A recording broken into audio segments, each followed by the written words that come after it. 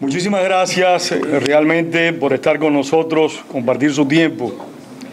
Y es que cuando fundamos el Instituto de la Memoria Histórica Cubana contra el Totalitarismo hace 11 años, nos hicimos el compromiso de recoger la historia de la lucha de ese amplio sector del pueblo cubano que de diferentes maneras, con diferentes métodos, pero de una manera constante, permanente, por más de 52 años, ha estado reclamando sus derechos tanto fuera de Cuba como dentro de Cuba, que es, por supuesto, lo más importante.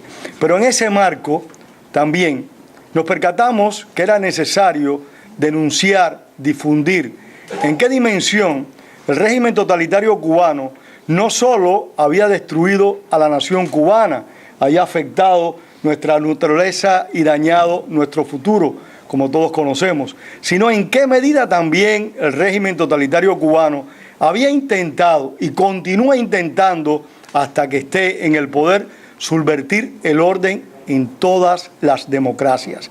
Y no me refiero solo a la democracia de Estados Unidos, me refiero a todas las democracias. Cuando vemos lo que ha hecho el gobierno cubano durante estos largos años, apreciamos de una manera muy precisa, muy clara, que ha utilizado el servicio exterior, el Ministerio de Relaciones Exteriores, como un instrumento de subversión, control, manipulación y chantaje. Ha utilizado, por supuesto, sus servicios de inteligencia, ya sea en las Fuerzas Armadas o en el Ministerio del Interior, en la famosa y tristemente célebre DGI, para ir desestabilizando. Y cómo, lamentablemente y dolorosamente, ha provocado la muerte y la destrucción en muchos países. Venezuela fue, por muchos años y desde el principio, la fruta, digamos así, que el totalitarismo anheló. No la logró. Los políticos venezolanos, el pueblo venezolano, logró neutralizar ese intento. Lo tiene hoy, prácticamente sin esfuerzos, gracias a Hugo Chávez. Lo intentó también en Bolivia, lo más conocido con la desastrosa aventura de Ernesto Guevara. Pero es que también lo intentó en el Congo, lo intentó en Argel, lo intentó en Siria, lo intentó en Argelia, lo intentó en numerosos países y, por supuesto, que es lo que nos ocupa hoy, lo intentó en Estados Unidos. Y lo sigue intentando. Repito, nosotros no podemos estar tranquilos en lo que significa y en lo que consiste el régimen totalitario cubano hasta que esa dictadura no concluya y no termine. Mi amigo Álvaro Alba y yo participamos en una conferencia donde sostuvimos una fuerte discusión con una persona que en ese momento era un funcionario del gobierno federal, y le dijimos que el gobierno de Cuba seguía siendo un peligro. Poco después descubrieron que dentro del gobierno federal Ana Belén Montes estaba espiando para el gobierno de Cuba. Más tarde descubrieron al matrimonio Meyers, que estaban espiando para el gobierno de Cuba, no en el marco del exilio, sino dentro del gobierno de Estados Unidos. Para algunos, tal vez este sea un proceso que se inició con la red Avispa. No, por Dios.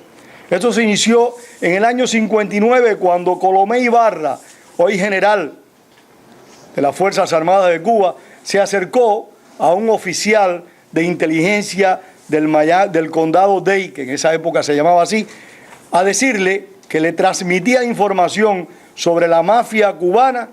Sí, el condado Dade le daba información sobre las actividades del naciente exilio cubano. Estamos hablando del año 59. Aquellos que estábamos en Cuba, podemos recordar a dos mujeres emblemáticas de la subversión y el espionaje.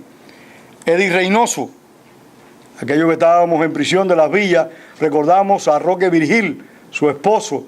Eddie Reynoso vino para Estados Unidos, se infiltró en el exilio, se infiltró específicamente en Alfa 66. Su propósito, desestabilizar y lograr que nuestras organizaciones pues fuesen destruidas. Algo parecido hizo Marta González, que cuando llegó a Cuba escribió un libro que se llamaba Bajo Palabra. Marta González también espió para el gobierno cubano. Los nombres son muchos. Orlando Castro Hidalgo, que posteriormente escribió un libro que se llama Espiando para Fidel. Genaro Pérez Bravo, Gerardo Peraza. Es una lista interminable de hombres y de mujeres que en alguna medida espiaron directamente para el gobierno cubano. Muchos de ellos se arrepintieron, muchos de ellos se pusieron en contacto con los organismos federales de Estados Unidos y dijeron lo que estaban haciendo. Y llegaron a trabajar con el gobierno federal para descubrir todas las redes de inteligencia del régimen totalitario cubano. Algunos de ustedes recordarán al reverendo Manuel Espinosa, porque hay un punto importante en todo esto, y lo guardarán nuestros cuartos bates, porque esta noche tenemos aquí 2 cuartos bates. Ellos lo van a abordar ampliamente. Algunos de ustedes recordarán al reverendo Manuel Espinosa. Y es que el gobierno cubano también se vale de agentes directos, ya sean legales o ilegales, pero también se vale de agentes de influencia. ¿Un agente de influencia quién es? Es aquel personaje que tú no puedes acusar nunca de ser un agente de la dictadura, pero que ya sea por los medios, ya sea por la capacidad que tiene para llegar a determinadas instancias, pues confunde, lleva un mensaje diferente al real y trata de ejercer influencias que en alguna medida favorezcan al régimen totalitario. Han sido, repito, muchos. Por ejemplo, Francisco Ávila Ascuy. Francisco Ávila Ascuy, todos lo conocemos, fue un cubano que estuvo en prisión por 12 años. Accedió a trabajar con el gobierno de Cuba. Posteriormente llegó a Estados Unidos, le informó al FBI a qué razones, a qué motivos había vuelto a este país, pero durante muchos años estuvo cumpliendo ese peligroso y terrible papel, porque es un papel peligroso de doble agente. Todo lo que hizo Francisco Ávila Ascuy era de conocimiento del Buró Federal de Investigaciones. Y en su momento, el gobierno de Estados Unidos, como lo ha hecho reiteradas veces, pudo demostrar en qué medida Cuba utilizaba en Estados Unidos a sus diplomáticos, a esas personas que tenían toda la inmunidad que podamos imaginar para que espiaran. Se ha demostrado hasta la saciedad de que la misión de Cuba ante Naciones Unidas es una fuente de espionaje, es una cantera de espías. Nosotros vamos a tener la oportunidad en la próxima conferencia, y la persona está aquí con nosotros, de traer un hombre que tuvo el coraje de jugarse la vida, decirle al gobierno cubano, voy a trabajar con ustedes. Cuando llegó a este país, se puso de inmediato en contacto con el FBI y se jugó la vida de él y de su familia. Al final de cuentas, en alguna medida esto repercutió en la captura de la tristemente famosa Red Avispa. Han sido, repito, muchos las personas, algunos creyendo en el proyecto castrista, otros por determinadas razones, que han prestado servicios de espionaje. Pero por suerte, un número importante, un número determinante, destapó la olla y demostraron lo que ha hecho el gobierno cubano.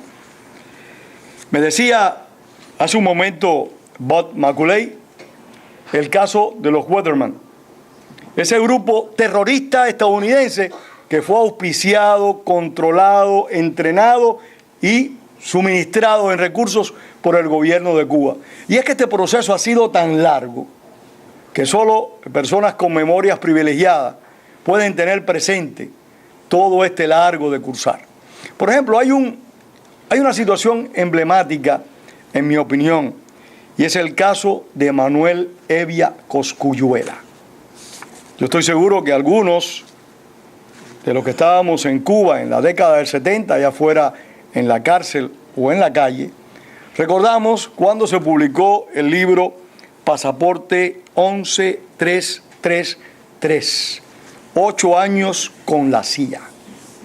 Y es que Manuel Evia Cosculluela salió de Cuba, de alguna manera logró penetrar los servicios de inteligencia de Estados Unidos, de alguna manera logró ser enviado a Uruguay, y esto está escrito por Manuel Evia Cosculluela, de alguna manera logró ser enviado a Uruguay, y en alguna medida, según los conocedores del tema, Evia Cosculluela es el responsable, directo o indirecto, de la muerte de Dan Mitrione.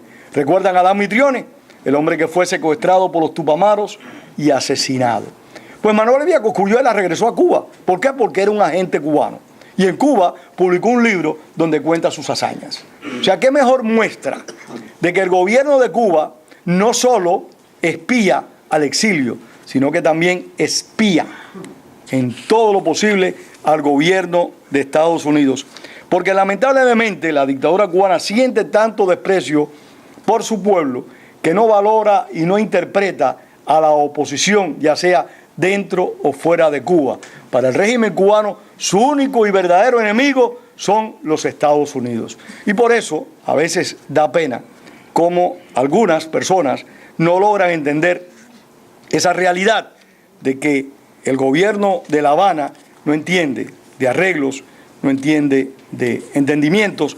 ¿Por qué? Porque la naturaleza de la dictadura es agresiva y es como el alacrán. Es capaz de pinchar, aunque se hunda, a quien lo está transportando. Esa es la naturaleza del gobierno cubano. Nosotros tenemos un caso, para aquellos que estuvimos en prisión, el caso de Cucú Bringuier, el poeta Ángel Cuadra. Nosotros recordamos a Cucú Bringuier, muchos de sus compañeros, y aquí hay una gran cantidad de antiguos amigos de Cucú Bringuier, que en paz descanses, que sabemos que el Cucú Bringuier cometió, en el mejor de los casos, suicidio por una gran frustración. Cucú Bringuier, sin saberlo, le dio albergue y cobijo a un agente de la inteligencia cubana. ¿Qué significa esto? Que ese famoso odio del que hablan, que somos los cubanos del exilio, capaces de sentir hacia nuestros hermanos en la isla, se desmiente con esa actitud de Cucú Bringuier, que a sabiendas llevó para su casa a un hombre que él sabía que había formado parte de los servicios de inteligencia cubanos, lo ayudó, lo cubrió, en fin, hizo de todo y al final de cuentas este hombre lo traicionó. Hay casos como el de Mariano Fajet, un cubano, hijo de otro cubano notable en nuestra historia, no entro en valoraciones, donde fue acusado e involucrado en un hecho en contra de la seguridad de Estados Unidos.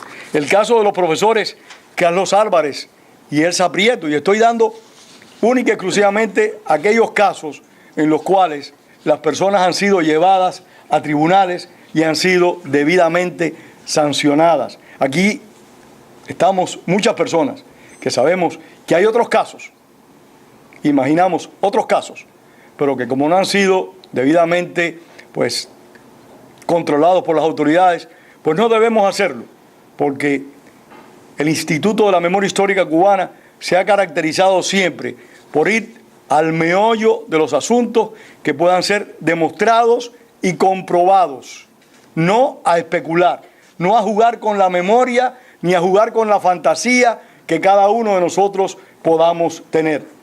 Gracias, Alvarito. 5 minutos. Me apuro. Tenemos el caso de Ana Belén Montes. Todos estos casos van a ser ampliamente desarrollados por nuestros invitados. ¿Qué podía hacer Ana Belén Montes en el exilio cubano? Absolutamente nada. ¿Dónde estaba Ana Belén Montes? En el Departamento de Defensa, en la DIA. Y todavía siguen diciendo que a ellos nada más que les interesan las cosas que ocurren en el exilio. Pero tenemos también el caso de los Meyers, Walter Kendall y Gwendolyn Kendall Meyers. Conocemos esos dos personajes. Nuestro conferencista Bob Macaulay nos va a traer otros casos todavía más interesantes y más complicados que realmente van tal vez a sorprender a algunos de nosotros. Y por último, y te robo un minuto, Alvarito, por último quiero destacar que en este proceso ha habido traidores a la causa democrática cubana. Ha habido traidores a los Estados Unidos. Pero ha habido también traidores a Cuba, que en mi opinión supera todo lo anterior. Y me estoy refiriendo a dos compañeros de presidio, de Enrique Ruano, de este humilde servidor, de muchos de nosotros, a Oscar Madruga y a Sergio Fernández Gómez Jr. ¿Por qué me refiero a ellos? Porque al gobierno cubano le gusta vender la imagen que estas personas eran espías dentro de la cárcel, que habían sido espías antes de caer preso. Mentira, eso es mentira. Estas personas de carne y hueso, llegó un momento en que se acobardaron y le prestaron un servicio vil a la dictadura. No lo hicieron por convicción, lo hicieron por miedo. Y un miedo que no tiene justificación, porque estuvieron fuera de Cuba y fuera de Cuba prestaron ese servicio.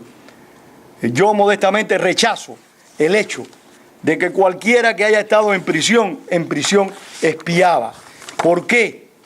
Porque la mayor parte de esos hombres, y conocemos unos cuantos, que estuvieron en prisión, se pasaron para el enemigo después que salieron de la cárcel, porque fueron controlados y manipulados por algún motivo. Y en mi opinión también, repito, son los más detestables de todas estas personas que en alguna medida han traicionado a Cuba y a la causa democrática. Muchas gracias.